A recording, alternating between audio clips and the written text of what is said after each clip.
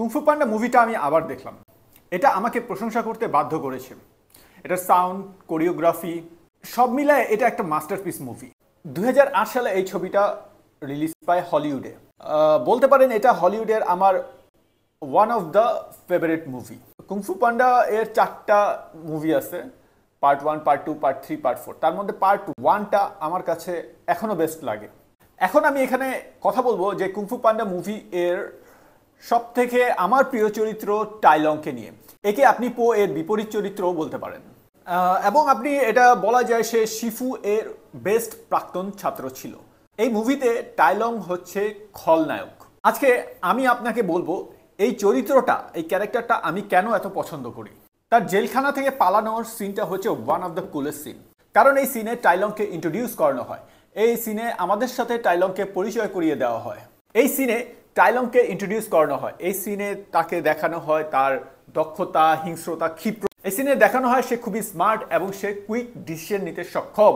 সে আসলেই অনেক talented martial artist. যখন সে এই ফিউরিয়াস 5 এর সাথে সে যুদ্ধ করে তখন বোঝা যায় সে কেন শিফু এর বেস্ট প্রাক্তন ছাত্র ছিল। টাই লং এর পিছনের গল্প পড়লে আমরা বুঝতে পারি বেবি টাই লংকে মাস্টার শিফু তার দরজার সামনে পায়। এই শিফু টাই লংকে ছোটবেলা থেকে বড় করে এবং তাকে এমন শিক্ষা দিয়েছিলেন যে তার লক্ষ্য হচ্ছে মহান হওয়া।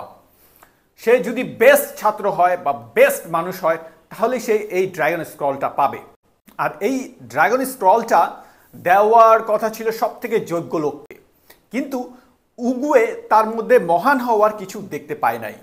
তাই টাই লং একটা গ্রাম ধ্বংস করে জেইড প্যালেস থেকে, জেইড প্রাসাদ থেকে সে এই ড্রাগন স্ক্রলটা জোরপূর্বক নেওয়ার চেষ্টা করে, কিন্তু তার আশা ক্ষতবিক্ষত হয়। উগুয়ে তাকে সামহাও ক্যারাটি মাইর দিয়ে তাকে আটকায় দেয়। সে যদি এই ড্রাগন স্ক্রল না নিতে পারে তাহলে সে মহান হতে পারবে না। শিফু তাকে শিখাইছে, বুঝাইছে, তার পরিশ্রমের আলটিমেট ফল হচ্ছে এই ড্রাগন স্ক্রল। টাই লং এটা পাওয়ার জন্য, এই ড্রাগন স্ক্রলটা পাওয়ার জন্য সে অনেক পরিশ্রম করছে, অনেক হাড্ডি সে ভেঙেছে, নিজের হাড্ডি নিজে প্র্যাকটিসের সময় হয়তো ভেঙেছে। সে কিন্তু তার সেই মাস্টার শিফুকে গর্বিত করার জন্য এই কাজটা করে। মাস্টার শিফু টাই লং এর কাছে একজন ফাদার ফিগারের মতো। শিফু চাইছে টাই লং যাতে আরো শক্তিশালী হোক। শিফুর সাথে যখন টাই লং এর ফাইট হয়, শিফু বুঝতে পারে সে টাই লং এর সাথে পারবে না। সে তার প্রাক্তন সেই ছাত্রকে সে ফেরত চায়, যে তার কাছে পুত্রের মতো, সন্তানের মতো। তখন টাই লং কিছুটা ইমোশনাল হয়ে যায়। কিছুক্ষণ ভাবার পর সে আবার ক্ষেপে যায়, কারণ সেটা অনেক দেরি হয়ে গেছে। যা ক্ষতি হওয়ার দরকার ছিল তা হয়ে গেছে। সে প্রায় 20 বছর জেলে ছিল। সে জানে এই ড্রাগন স্ক্রল ছাড়াই সে এখন অনেক শক্তিশালী। সে ড্রাগন স্ক্রল পাওয়ার সব থেকে যোগ্য ওয়ারিয়র ছিল, কিন্তু তাকে তা দেওয়া হয় নাই। আমরা প্রত্যেক মানুষই কোনো কিছু না কিছু পাওয়ার জন্য অনেক পরিশ্রম করি, এবং সেটা যদি সঠিক মূল্যায়ন না হয় আমরা অনেক আশাহত হই।